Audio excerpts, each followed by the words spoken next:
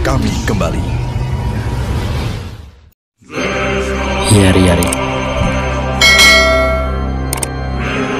Selamat datang di konten spoiler. Jadi kalau kalian gak suka konten beginian, silakan close video ini. Tapi jika anda semua gak masalah di spoiler, siapkan cemilan, pasang posisi rebahan, dan mari kita mulai videonya. Juragan. Panel kini memperlihatkan ketika Suho masih bocil. Kala itu di pagi yang cerah, Suho diajak kakeknya yaitu Sung Ilwan mencari ikan di tambak. Anjay, tambak. Apa ya bahasa Indonesianya tambak? Lupa saya. Ya pokoknya nyari ikan lah ceritanya. Begitu sih. Di saat Sung Ilwan sedang farming ikan, nih bocil bukannya bantuin, malahan cuma duduk bengong. Suho pun tiba-tiba nyeletuk. Kek, kenapa tubuhmu banyak bekas luka? Sung Ilwan menjawab, Suho-chan, ini bukanlah luka, melainkan sebuah tanda kehormatan. Lalu kemudian si kakek Iwan menjelaskan semua luka-lukanya. Ada yang dia dapatkan karena menyelamatkan anak umur 7 tahun dari bangunan yang terbakar. Lalu ada juga bekas luka dari tindakannya menghentikan pemabuk, dan masih banyak lagi. Di situ keheranan Suho semakin menjadi-jadi. Dia bertanya, Kek, kenapa kau melakukan sampai sejauh itu hanya untuk menyelamatkan orang lain? Apakah Kek tidak merasa sakit karena luka-luka itu? Sung Ilwan pun meletakkan tangannya di atas kepala Suho dan berkata, Tole, bukannya kakek tak merasa sakit, hanya saja tubuh kakek selalu bergerak dengan sendirinya. Lalu kemudian panel balik ke masa sekarang. Saat ini tubuh MC kita diselimuti aura ungu-ungu janda, dan di sekelilingnya para napi sudah bersiap menyerangnya dengan senjatanya masing-masing. Di sini Suho mengulang ucapannya, cepat tentukan pilihan kalian, meninggal dengan tenang ataukah melawan dan kuberikan ajal yang sangat menyakitkan. Meski udah ditanya, cecenguk-cecenguk ini nggak ada yang mau jawab. Ya gimana mau jawab, orang ujung-ujungnya sama-sama meninggal pak. Anda di sini MC kita cuma menggertak saja atau beneran ya? Tapi yang pasti para napi sudah mulai ketar-ketir setelah melihat kekuatannya. Apalagi menurut mereka tendangan Suho tadi tak terlihat sama sekali. Dengan deduksi itu mereka yakin Suho adalah hunter rank atas. Kendati demikian, ada juga yang masih meremehkan MC kita. Dengan mengunyah Star Fragment, salah satu napi mencoba menyemangati rekannya. Dia berkata, apa yang kalian takuti? Ingat, kita masih memiliki Star Fragment loh. Ucapan singkat dari orang ini membuat semua rekannya mulai optimis lagi. Dan yang benar saja, 5 narapidana itu langsung menggunakan barang haram tersebut untuk memperkuat diri. Kekuatan mengalir dalam tubuhku. Rasanya sekarang aku bisa menghadapi seorang hunter rank A atau bahkan rank S. Ya begitulah ucapan-ucapan drug system kaos orange ini bre. Mendengar itu Suho semakin murka. Oh, jadi kalian nih nggak mau meninggal dengan tenang ya? Di tengah chaosnya situasi, tiba-tiba bau anyir dan hawa dingin merasuk pikiran Suho. Di mana dalam delusi itu Suho merasakan kehadiran almarhum Lee Min-sung. Sambil bersender di tembok, hantu Lee Min-sung berkata, apa yang kau tunggu? Cepat habisi mereka. Apalagi sekarang kau telah melihat sendiri, mereka telah memakan Star Fragment. Dengan kata lain, cecenguk di sekitarmu tak takut padamu. Buka matamu, orang-orang yang tak bersalah meninggal di tangan para tahanan yang kabur, dan kau masih ragu untuk menghabisi mereka, ha? Nak Suho, kau mengecewakanku. Aku seharusnya tak mengharapkan karakter sampingan sepertimu memainkan peran ini. Untuk apa kau bertambah kuat? Untuk apa kau mendapatkan kelas baru? Tak ada yang berubah padamu. Kau masih bocah naif yang tak mau mengotori tanganmu. Lihatlah diriku, kau yang membuat perutku bolong dan meninggal dunia. Cepat lakukan hal seperti ini juga pada mereka. Cepat, tunjukkan padaku. Dan nampaknya provokasi dari hantu Minung ini berhasil bre. Bahkan kepala narapidana yang tadinya masih diinjak MC kita, sekarang kepalanya udah pecah dan darah pun keluar muncrat-muncrat kemana-mana. Spontan kengerian tersebut membuat mental beberapa napi mulai tersadar dengan siapa yang sedang mereka hadapi.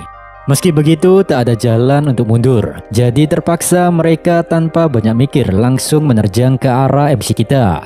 Napi yang nyerang pertama membawa pisau combat. Dengan cekatan Suho mengambil senjata lawannya dan mematahkan tulang-tulangnya saat itu juga. Tak hanya itu saja, dengan pisau combat tersebut, Suho langsung mencerebet-cerebet tubuh lawannya dan beliau pun mokat jadi almarhum. Lalu kemudian Suho berjalan santai mendekati mangsanya yang kedua. Di hadapan Suho, napi ini berkata, Kenapa aku sama sekali tak bisa melihat serangannya? Padahal aku sudah memakan star fragment. Tanpa banyak bacot, Suho langsung menghantam pipi lawannya hingga ompong. Ya, satu tinju itu sudah cukup untuk mengantar pendosa tersebut ke neraka, bre. Di sisi yang lain sengaja mengincar timing ini, dua napi menyerang Suho dari titik butanya. Kendati demikian, MC kita sudah mengetahui rencana itu. Dari bawah kakinya muncul kegelapan yang sangat mengerikan. Dan dari sana pula, berbagai macam senjata menghujam tubuh para napi tersebut. Ya, begitulah air hidup cecenguk yang tak tahu diri. Setelah semuanya telah selesai, Lee Min Sung menepuk pundak Suho dan berkata, Hebat, kau sungguh hebat. Dalam waktu singkat saja, kau menjadi seseorang yang sangat berbeda. Padahal, kau bisa saja membuat mereka pingsan. Tapi, apa nggak apa-apa nih menghabisi orang tanpa mikir begitu? Nggak bahaya ta? Nak Suho, bukankah kau seorang hunter? Kau sudah tak bisa membedakan mana yang manusia dan mana yang monster. Suho-chan, kau bukanlah manusia lagi. Kau sudah berubah menjadi monster itu sendiri. Setelah mengatakan itu, hantu Minung menghilang dari pandangan MC kita. Seolah tak peduli dengan ucapan si penghasut tersebut, Suho memanggil Beru. Suho berkata, Beru, cepat makan para penjahat ini, lalu baca ingatan mereka semua. Kita perlu tahu siapa dalang di balik hal ini, dan mengapa para napi tidak melarikan diri dan malah menyerang warga sipil. Beru bertanya, Monars muda, apa Anda baik-baik saja? Suho dengan nada dingin menjawab, ya, aku baik-baik saja. Beru berkata lagi, saya mengerti perasaan Anda untuk menyelamatkan orang lain. Tapi apa nggak bahaya nih kalau Anda melakukan semua ini tanpa menyembunyikan identitas Anda? Suho menjawab, entahlah.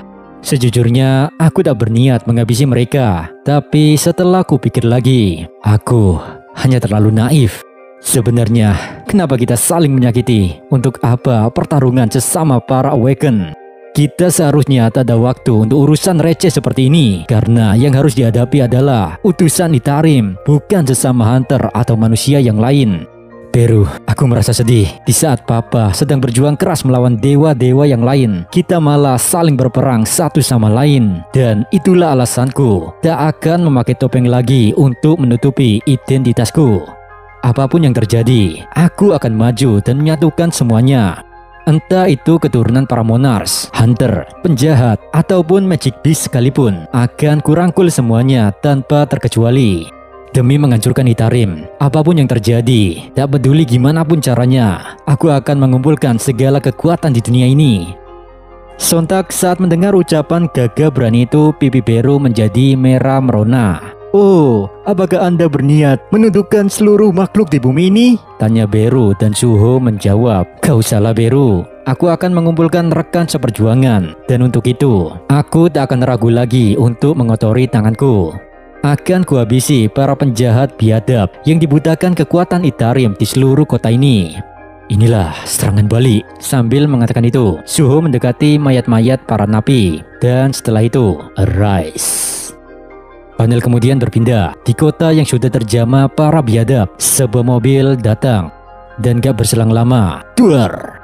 Serangan kejutan membuat mobil tersebut terbakar dan meledak. Yang dimana pelaku dari aksi ini adalah Robin dan kawan-kawan. Sambil menghisap rokok samsunya, Robin berkata, Malang sekali, tak kusangka masih ada yang berani ke sini. Sepertinya mereka belum tahu situasi kota saat ini ya. Ironisnya, Robin salah pilih lawan karena di dalam mobil tersebut adalah ketua dan wakil Guild White Tiger, yaitu Baekhyun Ho dan anak perempuannya. Yang gak masuk akal lagi adalah mereka berdua gak tewas dalam insiden tersebut. Ya iyalah, mereka hunter. Dengan nada sedikit emosi, Baekhyun Ho berkata, Sial, kurasa kita tak akan bisa meminta ganti rugi kepada para brengsek di atas sana. Sambil mengatakan itu, Yeon Ho menendang pintu mobilnya hingga terlempar ke arah Robin dan kawan-kawan. Spontan hal mengejutkan itu membuat ketiga cecengok ini kagetnya bukan main. Mereka tak menduga seseorang bisa melakukan hal di luar logika itu. Kini bapak dan anak sudah keluar dari kobaran api. Sambil berjalan, Baek Hyun-ho berkata, "Para bajingan itu mengganggu liburan keluarga saja." Dengan muka yang cemberut, Mi-ho membalas, "Untung saja lokasi kota ini tidak jauh. Ayo papa, kita hajar mereka." Spontan Baek Hyun-ho menarik kerah bajunya dan berkata, "Ya, tak usah buang-buang waktu. Aku tak mau pulang terlambat, nanti mamamu mengomel lagi dah. Ayo segera bereskan para sampah dan pulang." Dengan transformasinya ini, Baek Hyun-ho sudah bersiap melawan para narapidana yang berkeliaran.